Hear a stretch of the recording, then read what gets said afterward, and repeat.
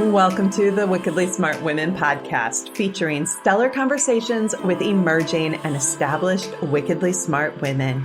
Thanks for joining us today as we celebrate women who are committed, care deeply, and have the courage to take action and create conscious change all around the world.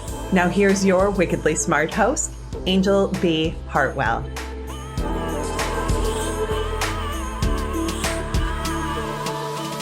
Welcome to another episode of the Wickedly Smart Women podcast, where we celebrate wickedly smart women and provide our listeners with a wealth of wisdom, along with immediately actionable steps to be smarter, spunkier, and more successful in their impact and their leadership. This is your host, Anjel B. Hartwell, and today we welcome our special guest, Dr. Jenny Nuccio. Jenny is the founder and CEO of Imani Collective, which combines the dual power of a social enterprise together with a nonprofit organization to break the cycle of generational poverty in Kenya. Jenny initially founded Imani Collective as a small sewing training program to empower women in the region. Today, Imani Collective exists to empower hundreds of artisans through dignified work, opportunity, and community.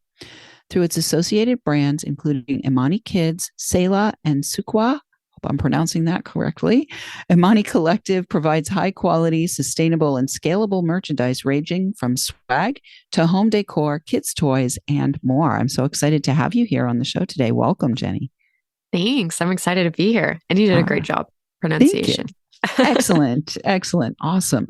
Well, I want to begin our time together, Jenny, by asking you what inspired you to go to Africa and to serve in the way that you're serving there, because before we started the recording, you mentioned that you actually have lived there for 13 years. So I'm curious, were you, as a child, did you watch Mutual of Omaha's Wild Kingdom and say, I'm going to grow up and go there? Or was there some other path that led you to Mother Africa? Yeah, I think I'm not that story. I have plenty of friends who are like, I always knew I was going to be there. I'm not that. I was born and raised in Texas and was really homebody for a while.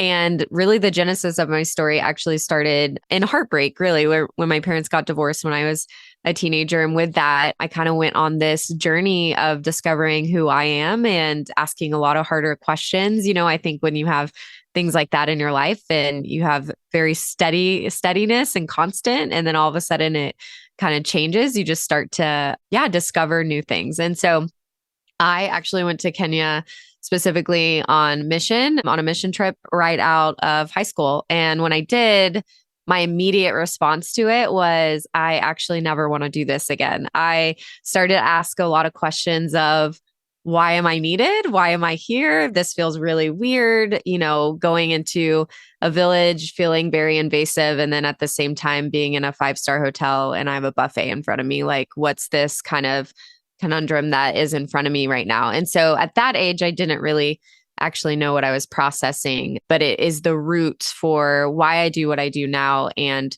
the start of Imani Collective. And it's really cool to look back and reflect on that and be like, oh, wow, I was asking those questions. And I'm so glad I journaled in that first trip, because when I look back at my journal, all the stuff that I was kind of, asking and wondering and wanting to fight against, but I couldn't put words to it then. So I actually Kenya was the first country I had ever been to outside of the United States. Now I've traveled plenty and I'm very blessed by that, but it really opened my eyes to a lot of things and how we can be unified and be better together if we truly know the questions we need to be asking and if we truly respect and honor the cultures around us. Beautiful. Well, I love this idea of honoring the culture. And I love that as a young person, relatively young person, that you were able to immediately see and know and feel the dichotomy. And to even be questioning, why am I here? And, I actually took a trip a while back where we were on this trip and we went into this island and we built this playground. And it was like this whole rah, rah, ha, ha, we're building this playground. And I was like, what are we doing? What are we doing? We're building a playground for a school that has 100, 200 kids and there's only 2 swings. This doesn't make any sense to me. So I love that you had that level of consciousness at that age. So fast forward us a little bit tell us about the genesis of Imani. Like, what inspired you? Was there time in between that first trip to Kenya and ultimately ending up living there? Yeah. So I said I would never go back. I think when you say never and you throw that out there, things tend to happen the other the other way around. We can always laugh at our plans. So yeah, I was like, I'm not needed. I need, I went right into college, and then I immediately I went back the following year again for really self-discovery purposes. I feel like in that instance, but I was working with a community building project that was working in the same village from before. And this is where it started because they gave me a project and they said, hey, we want you to build some child sponsorship programs. Again, had a little bit of differences in how the sponsorship programs were ran, but I was like, okay, I can do this. I can build out stories and I can story tell. So basically every day I would go with these kids and I would walk, maybe a couple meters or miles to their home, and I would sit in their homes, have a cup of chai, and learn about their family. And did that to develop, obviously, a more robust profile. But what I realized, the commonality between the kids struggling the most, they were coming from these single, widowed, disadvantaged women homes. And the nature of how this sponsorship program was set up is that the actual sponsor, who believed that the kid was being fully sponsored right in school, was actually only being sponsored for like maybe medical aid or their uniform or books, but they still wanted the responsibility of the parents to pay for that school fee. Now, there's a lot of what I agree to in that, but when you have a mother who's never been educated herself, who potentially has 8 kids, who is a widow or has a husband who's a drunkard, that's going to be very hard to provide school fees, even if it's just a couple of dollars. So I went back and I asked them, well, what about the women? Like, what about the root of the cause? Because these kids, after a week, keep getting sent back home. So what about them? And their response was natural. It was like, well, our focus is on this school and this is what we're doing. And I totally respect that because we can't do all the things. But that was where that light started. And at that time, my 19-year-old self of, am I supposed to do something? Like, what does this look like? And it just started with relationships. I never came at it of like, I have all the solutions. I came at it as, I'm going to be consistent and I'm going to keep showing up in this community and build really strong relationships. And that develops trust and rapport and all of that. And so I did that year after year from 2010, 2011, 2012, and developed really just best friends. I love these women so much. And I asked, well, what can we do? And what do you want to do? And it was in 2012, 2013, where we sat with the chief of the village and said, hey, because also respecting the context they're in, if we started some sort of opportunity like a training program, would, you allow your women to actually do this? And they were all for that. And we built it together. Our motto at Imani Collective is, we're not just better together, we are our best. And so in 2013, I sold everything, left a box at my mom's house, and I moved into the village with the first 16 women of our program, because I also wanted them to know that I was in it with them, that I wasn't coming from out of the village from a higher end, like part of the city and into the village every day, but I was living at the same playing ground or below even, so that they could see and we could develop that mutual respect. So as they taught me how to cook over an open fire or wash my clothes by hand, I taught them to sew. And it was this, again, mutual respect and relationship from the very beginning. Beautiful. Well, let's talk about the sewing part. That's, very interesting that you chose to teach them how to sew. Tell me a little bit about your own personal background. With, like, my mom taught me how to sew when I was a kid, and she loved to sew. It was not my favorite thing, but so where did the sewing piece come for you?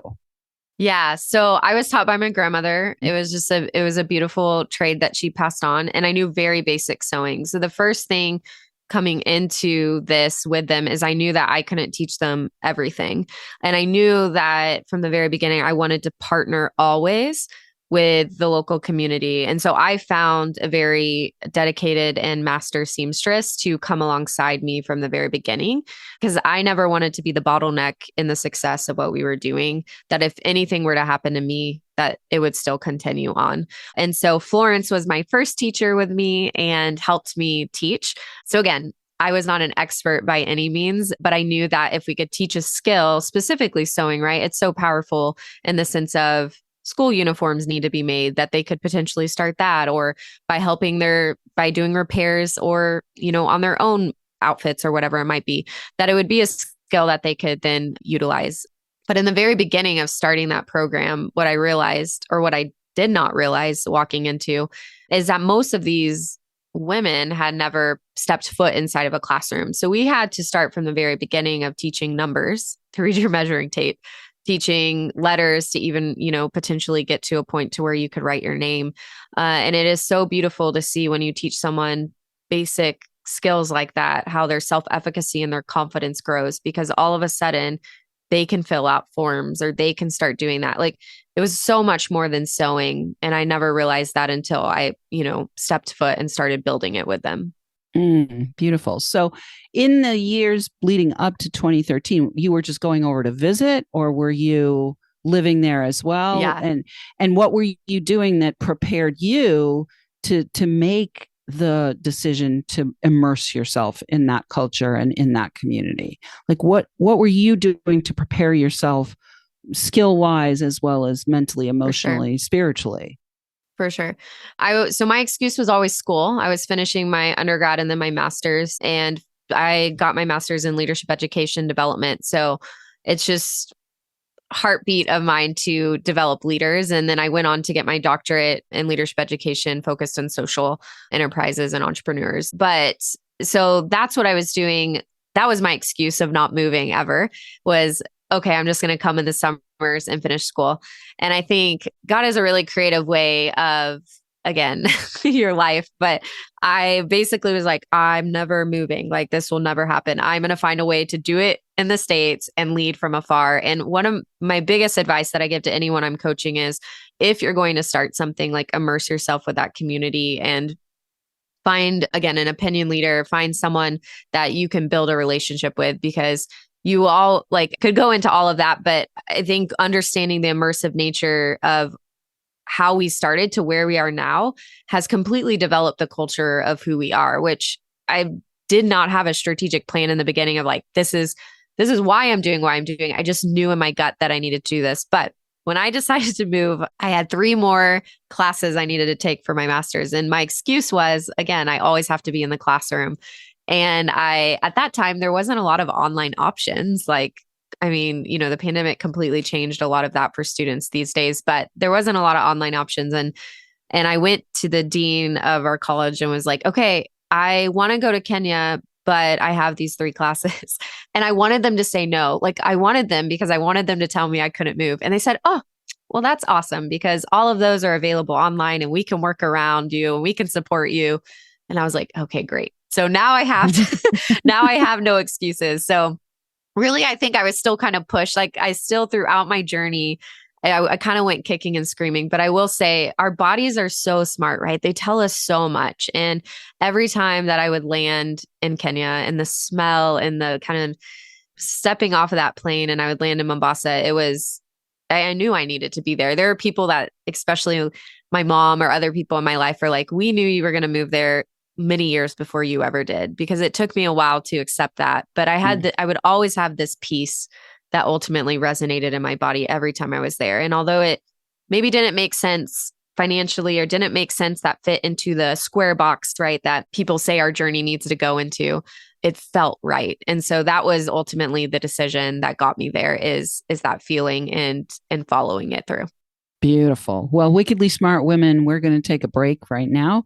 We could use your help. If you're enjoying this show, please consider joining our community, making a donation at wickedlysmartwomen.com, and sharing with your lovely lady friends that might benefit from our content. Help a gal out and let your sisters, mothers, daughters, friends, and colleagues know about the show so that we can serve them too. I want to say a huge thank you to all of our listeners who are downloading, rating, and reviewing from all around the world. We're welcoming thousands of downloads, and we're going to shout out this week to our listeners. We got to have Kenya in here somewhere. Let me see.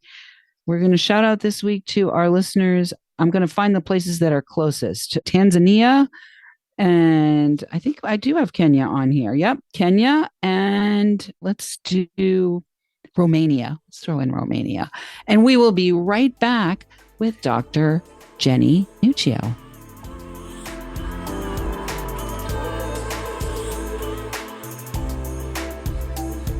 The Wickedly Smart Women podcast is brought to you by the Wealthy Life Mentor. Women, are you on the edge knowing that life is calling you to make a change? Are you ready to be part of the evolution of what it means to be a wickedly smart woman, creating your wealthy life by design? A life that is an extraordinary work of art. Angel B. Hartwell, the Wealthy Life Mentor, is hired by women in transition. Women just like you who want to break through to their brilliance, become clear on the value of their wisdom, and embody a beauty-filled, balanced life of shameless self-expression. Discover your wealthy life readiness by taking the quiz at quiz.wealthylifementor.com.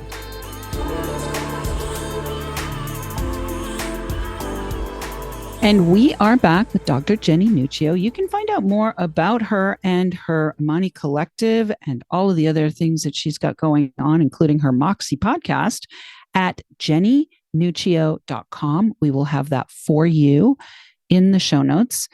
So before we went to the break, Jenny, you were talking about making that decision based on the feeling. And so I really want our listeners to hear that you can create amazing impact in the most unusual of ways and way outside of the box of what you might have been conditioned or socialized to believe was possible for you by following your feeling. So, Jenny, talk to us about what is the experience of the Imani Collective and who you are now today. Like, how have you grown since you made that decision 13 years ago to move to Kenya? Yeah, I think I'm like, wow. We could go in so many ways, but to sum it up, I would say I was always scared for the longest time, I felt misunderstood in what I was trying to do, because especially when you look at where we are now. So we are a global social enterprise. We are a holding company of multiple brands. We support well over 150 artisans on the coast in Kenya, as well in northern Kenya and Turkana. We took artisan made, slow made, and made it elevated as well as at scale. So a lot of people think handmade can't be at scale, but we can do it in a very ethical manner and still output 15 to 20,000 units a month if we need to, and we have very skilled people. And one thing also that I committed to was always providing monthly dignified work. So monthly salaries in the artisan space, they get paid a lot of piecework, or cooperatives get really the last end of the stick because there's a middleman in between. And I never wanted that to be the case. I wanted our artisans to be able to plan, to be able to have financial training, to be able to put their kids in college. And with that, you need consistency and you need something that they can depend on. And so that's always been our driver there. But in all of that, in this blend of doing impact and doing business really well, from the very beginning, when I would ask, like, go and raise capital or do anything for Imani Collective, there would always be like, well, are you a nonprofit or are you a business? And to me, there's a beautiful blend of both. It's not, do you have a business mindset or a nonprofit mindset? Do you have a sustainable mindset, and what is that in the long term? And so always felt misunderstood.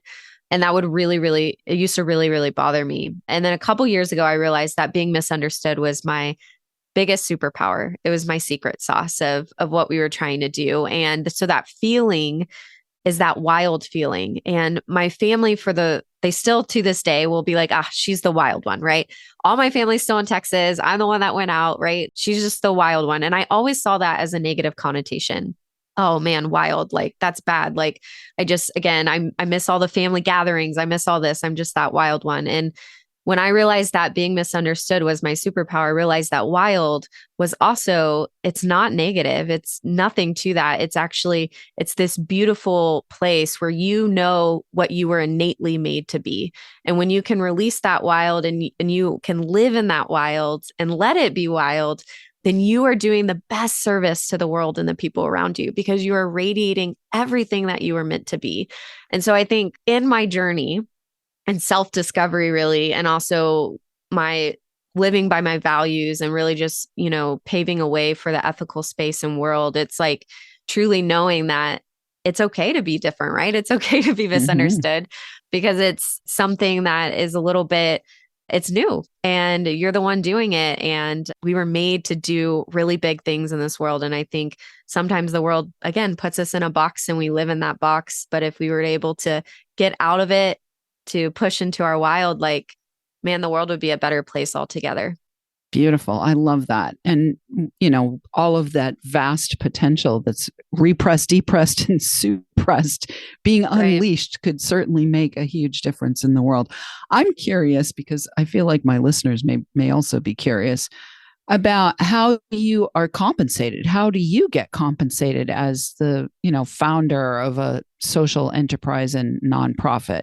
Obviously when you first were over there, you probably didn't need a whole lot of compensation because you were learning how to wash your clothes in the river and all the other things that were part of your wilding, right? And I'm not saying that in a joking way. I really authentically want people to understand what you're talking about when you're talking about wilding. It really is about getting back to our inherent core nature. And there's nothing more core to our nature than being on the land. Right. So let's talk about compensation. Yeah. So when I started, I lived off about $200 a month, ate a lot of cassava plants and lived off very little. And I think as founder, CEO, right, you always, especially as founder, you will always take the biggest sacrifice. So there was many, many years that I felt I don't need to be on payroll. I had a great mentor come to me and was like, probably 2016, I don't know, around that time, but asked me, was like, okay, if someone were to come in and replace you, like, how much would you pay them? And it was that concept of me never really thinking about money, right? Now, the funny part about this is I fight for people's paychecks. I fight that people get paid well.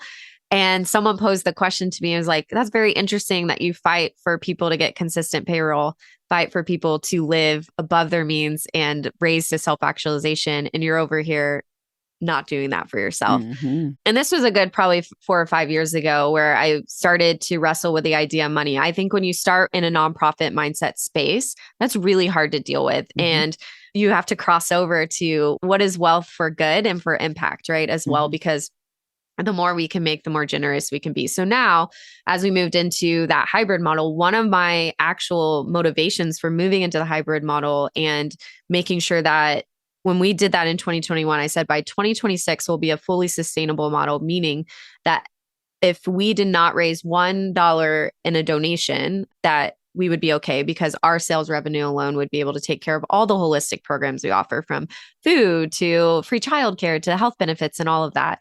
And with that, we're still on track to meet that goal. And it's been really, really powerful for me to see because now our nonprofit can do more outreach and growth and expansion versus just helping with the maintenance, and we're growing a business that's successful in that. So I was very timid at first, but I finally put myself on payroll. So I do get paid.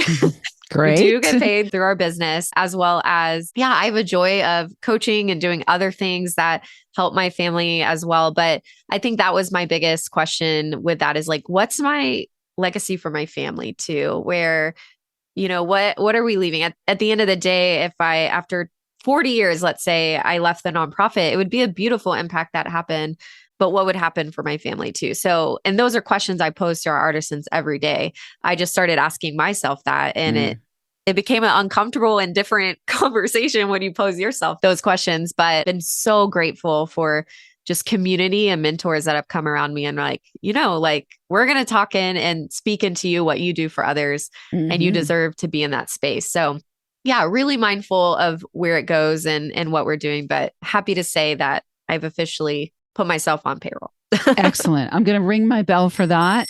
I think that this is something that I teach when I'm working with my people. I consult with my people is you cannot continue to empty your cup and have anything that you're creating be actually sustainable. You can only serve. I like to tell them that, and I think Lisa Nichols might have been the place where this quote originally came from. It could have been from somebody else before her, is you need to be serving from the saucer. meaning your cup has got to be full and you're serving from the overflow rather than serving out of yourself. You're serving from the overflow. And so love that. I really appreciate that you have chosen. And for women, especially, this is a hard thing. It is a hard thing. And what I want everyone who's listening to hear is we need to normalize this, normalize for every part of our lives, for wherever we're making impact, that we have to have our cup full first and serve from the overflow. There is 1 minute left, Jenny. So in the last minute, what would you like to have our listeners hear? To be honest, to continue, if I were going to leave you with one last thing to live by, that's what I normally say on my podcast would be to go out and to find out what your wild is and really dig deep. And go after it, to not be afraid of how that's defined by others, because you have the words for that definition of what your life should be. And I would encourage you to explore that. And with your whole body, pay attention to your body and how you feel. And the more effort it is, pull away from that and find the things that bring you ease and joy and light and really walk into that. Oh, I love that. Ease, joy, light. Walk into that. That is the feminine way. I invite everyone to stop being seduced by the culture of busy and hard. So true. Right. All right. Well, thank you so much for being with us today, Dr. Jenny. What an inspiration you are. Listeners, we do love feedback. Please let us know what you thought of today's episode. Go right now to wickedlysmartwomen.com to join our community, share your takeaways, ask questions, or submit guest suggestions. Thank you so much for tuning in. Keep your ears open and remember, you are a wonderful woman. Thanks for tuning in, downloading, and listening. Be sure to rate and review Wickedly Smart Women on Apple Podcasts and share with other women who can benefit from today's episode. Wickedly Smart Women is the premier podcast series for informing, activating, and inspiring the leader who carries profound wisdom and knows that now is the time to welcome wealth. We welcome your feedback and guest suggestions and invite you to subscribe to our mailing list to be notified of each new episode at wickedlysmartwomen.com.